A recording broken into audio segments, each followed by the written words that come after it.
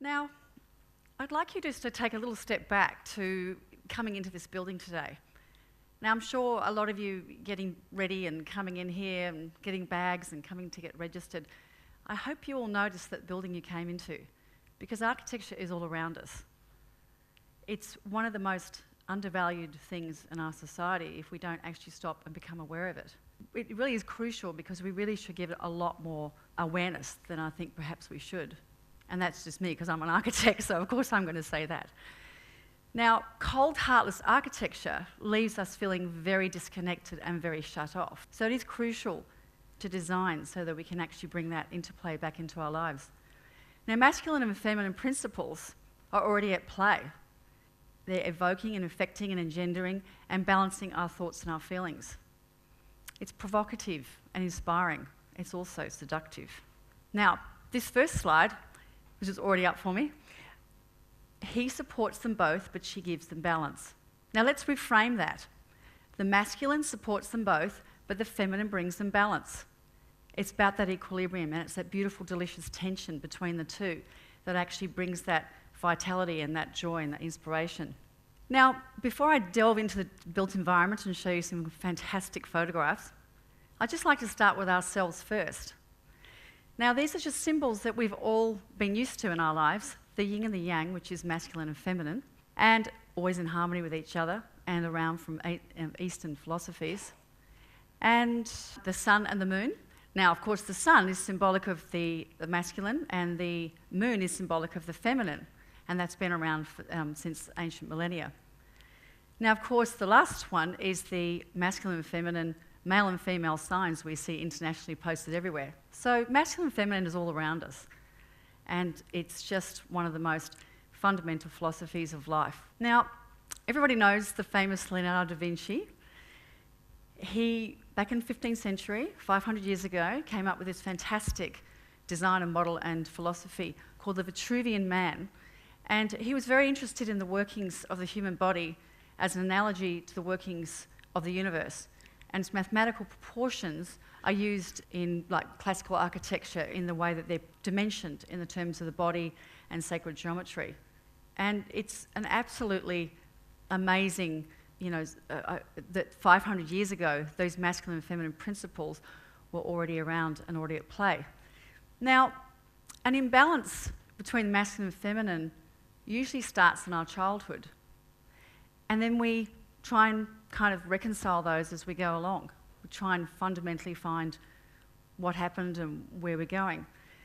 Now, what happened to me as a child, basically it was very traumatizing. I grew up in the Bahamas as a child, and on the surface it was very idyllic, but underneath that was a very dark period of my life, and I was sexually assaulted at the age of 6 by a church minister. And it was one of those events that all I can say is that I wouldn't want anyone to ever experience something like that. It traumatizes you to the core and makes you very shut off and very distrusting to the world. In my case, I became quite masculine, and I was a tomboy, and I used to sort of challenge boys to arm wrestles, and what's more, I usually won. And from that day on, I became combative and reactive to the world, and it really wasn't a very good way to live, shut off and emotionally disconnected. So after sort of working in the male-dominated industry as an architect, and after some 40 years of suppressing this memory, I decided to embark on 2 trips as the memories came flooding back bit by bit. Now, the first trip was actually back to the Bahamas, to the scene of the crime, and I was looking for some sort of redemptive closure.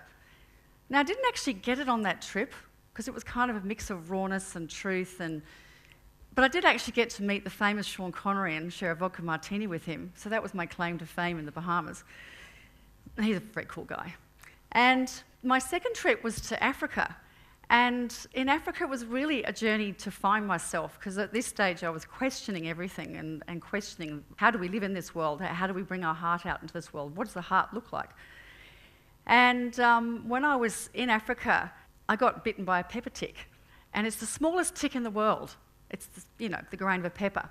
And it sent me spiralling into a hospital, a local hospital with an over 106-degree temperature. And I do have to say that it was a very shamanic experience. And I do have to thank that little tick, because it actually sent me spiralling into a choice. And the choice in this delirium that I was in was I can keep living closed and hard and fortress-like and disconnected, or I can live open with my heart, bringing it out into the world. And actually then, from that point on, when you live from your heart out into the world, it flows through to all your work. I used to channel all my pain into my work. Now, this is a happy picture of me in Africa.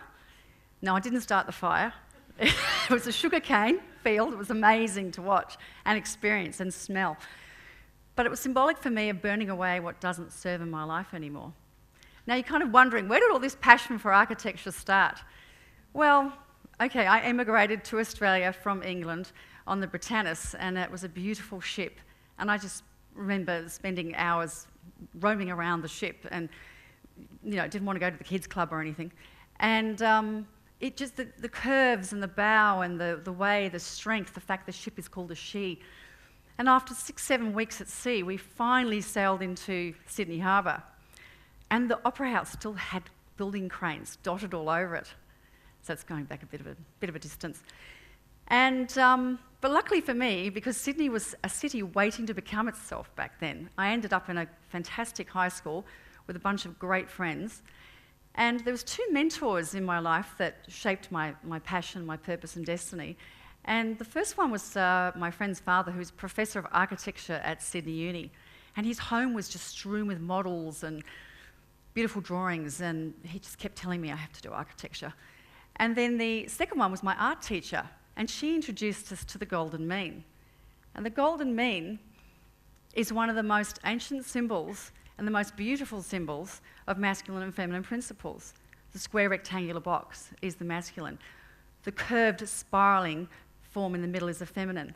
And in balance, together, they create a most beautiful outcome. And you see them in nature everywhere. Now, the next slide, of course, I'm sure you've all seen this building. It's a rather famous building, and we've seen it all the world over. It's heralded as one of the modern wonders of modern architecture and also the world. Now, this to me is really symbolic of a fantastic combination of these 2 principles at play in architecture as an outcome. It has the graceful feminine curves, it has the anchoring plinth that it sits on, and it sits very proudly. It's an action-orientated building, and it's a, like a curved, gracious, graceful, feminine form. It's the perfect combination to me of how that works, and it's very inspirational. So I'll just share a little story. I was at the park one day last year, and I got chatting to this guy, and what do you do? What do you do? I said I was an architect. And he said, he just looked at me, hand on his hips, and he goes, I just don't get that opera house. I didn't get it. And then one day I thought, damn it, I'm just going to go and see what the fuss is about. And I'm going to walk up to it. And he walked up to it and he just said, he told me, oh my God, I just found it beautiful. And I'm a simple bloke from out west. I don't find things beautiful. And he went up and was so compelled, he touched the opera house. And he said he was overcome with emotion. And he just said he felt something he'd never experienced before. And I'd explained to him that that was a combination of these 2 ancient principles at play. And he really appreciated that understanding because he'd never thought of it from that angle before. Now, I'll just show an example of a heavy, brutal, masculine architecture. This architect is Albert Speer, and he was Hitler's architect in the Third Reich. And his mandate was to design buildings that were heavy and angular and imposing, and it just designed to make people feel submissive, subdue, subjugate, and control people. And that's pretty much what fascist architecture was all about. It's very masculine orientated. It has no soft feminine curves to it. Now, I used to go to the master builders clubs in Australia 25 years ago, and I used to go into their spaces, and they were very blokey, very masculine, so I kind of blended in to be blokey with them back then. And I recently went to one of those clubs, and I walked in there, and despite its renovations, it still feels blokey and masculine, and I just couldn't wait to get out of there. With my new lens, how I'm looking at the world, I'm going, wow, this really needs some feminine grace in this space to make it feel balanced. So it is quite crucial, you know, it is something that we can be aware of and pick up. Now, this next example is a building by the Brazilian architect called Oscar Niemeyer. And Oscar Niemeyer loved the female form. He revered the female form. And he also used a lot of his sketches as concepts to, you know, provide his inspiration for his outcomes. And this is the museum in Rio de Janeiro. It's quite a beautiful building.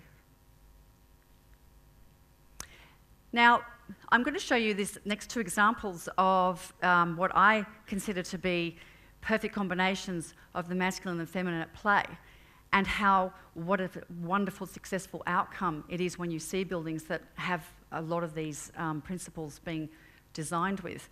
Now, this is the Metropole parasol. This is in Seville, in Spain. And the German architect is Gilles, and it's basically the largest wooden structure in the world. And its curved forms form like mushroom-shaped roofs. And what it is, it's a meeting place, a square where people can meet and connect, share activities. There's a museum underneath. And it's the most stunning building. And I'll show you what it looks like in context with all the square buildings around it. And people love to go to this place. They feel inspired, they feel ignited, they feel connective, that feminine connection, the feminine generosity of space. They also feel like there's activity there to be done and you know, things to do in a space. And it's just a beautiful combination to me. I just absolutely love it. Can't wait to go there one day. Now, this next building, I had the privilege of visiting this building in January this year. It's called the Chevelle Centre in New Caledonia. And it was designed for the local Kanak people. And what's amazing about the Kanak people is that it is steeped in masculine and feminine traditions already. It goes back hundreds of years ago. Their own culture is steeped in this philosophy already. So the architect came up with a lot of ideas that basically was designed by Renzo Piano, an Italian architect, and he came up with a lot of beautiful ideas that respected the masculine and feminine already. The curved timber batten forms of the spiralling of the roof structures. Now they're actually a concept echoed and you know, symbolising the Kanak hut tradition. So if you look at the next slide, these are their huts that they've been building, and they spiral up to the heavens. So the heavens is feminine and the anchoring is masculine, and that is in their ancient traditions. Now the actual plinth that the building walks through is absolutely beautiful, and it has function rooms on either side of it. So you articulate through it. And even the trees on either side as you walk up to it have feminine and masculine references. It is truly a stunning building. And the feeling that you're there is inspired and gentle and balanced. It's that equilibrium that we all seek for in our lives. Now, before I go to the next slide, I'd like to share you what an architect's toolkit looks like. You know, what do us architects use in order to bring all of these forces to play to bring the outcome that we have? Now, obviously, we look at the site. We intuitively look at the concept, the brief, the constraints, the functionality of the building. They're all the obvious ones. But the masculine and feminine principles, what do they look like? I've hinted at the form of the masculine, the curved shapes and the receptive spaces like courtyards for the female part. There's the colours to be used, there's the texture, there's how you touch it. It's you know, it's basically a whole lot of like mathematical proportions that we use, and we make references back to the Golden Mean and the Vitruvian Man, which are all to do with sacred proportions. When you start to employ all those, you start to you know, bring about a toolkit that's very very strong for us architects to use in terms of the quality outcome. And the last thing that we look at is called spatial dynamics and spatial flow. And we refer to, and obviously sustainability is one of them, which is circular and complete, which is a balanced given. But we look at earth, wind, fire and water. Now, earth is solidity and connection, and wind is breeze and airflow, and fire is sun and light. and water is flow and fluidity. So when you bring all of those together, it's kind of almost poetic, the way we bring them all together. This outcome is always being, strived for in the design of quality architecture.